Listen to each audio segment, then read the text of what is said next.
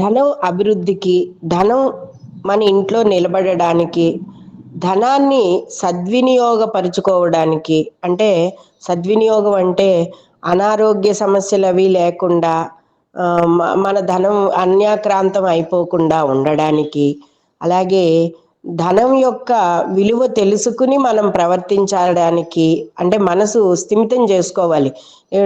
డబ్బుంది ఇందా తీసేసుకో, మనకేంటి లోటు ఖర్చు పెట్టేయి అని చెప్పి అలాంటి మాటలు ఎప్పుడూ కూడా ధనం విషయంలో మాట్లాడకూడదండి. అలాగే ఇంట్లో ఏవైనా పదార్థాలు కానీ ఏమన్నా మిగిలి ఉంటే కూడా అవతల పడేయి, వేస్ట్ అయిపోతే ఇంకేంటి, ఇలాంటి మాటలు కూడా మాట్లాడకూడదు.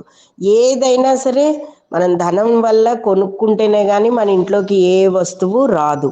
కాబట్టి ఆ ధనం విలువ తెలుసుకుని ప్రవర్తించేలాగా కూడా ఉండాలి. కాబట్టి ధర్మాధార ధనాధ్యక్ష ధనధాన్య వివర్ధిని విప్రప్రియ విప్రరూప విశ్వభ్రమణకారిణి.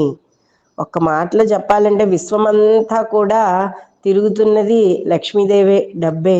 చేతులు మారుతూ ఉంటాయి, అలాగా నడుస్తూ ఉంటుంది. ఆఖరికి ఇవాళ ఎంత పెద్ద స్థాయిలకు వెళ్ళామంటే గొప్ప గొప్ప ధనికులందరూ కూడా పెద్ద లిస్టులుగా తయారయ్యి మనకి ఆ లిస్టుల్లో ప్రముఖుల పేర్లలో ఉండేటట్టు వాళ్ళు ఒక్కోసారి తగ్గుతూ ఉంటారు, ఒక్కోసారి పెరుగుతూ ఉంటారు.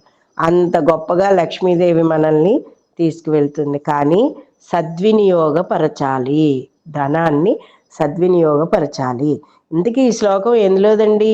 లలితా సహస్రంలో 165వ శ్లోకంలో లక్ష్మీదేవి గురించి మనం చెప్పుకుంటున్నాము. ధర్మాధార ధనాధ్యక్ష ధనధాన్య వివర్ధిని విప్రప్రియ విప్రరూప విశ్వభ్రమణకారిణి. ఈ శ్లోకాన్ని పారాయణ చెయ్యండి. ధనాన్ని మనకి ఎంత కావాలో అంతే సంపాదించుకుందాం, అంతే ఉంచుకుందాం. మిగిలింది దాన ధర్మాలు సత్కర్మలు చేద్దాం, మంచిని పెంచుదాం.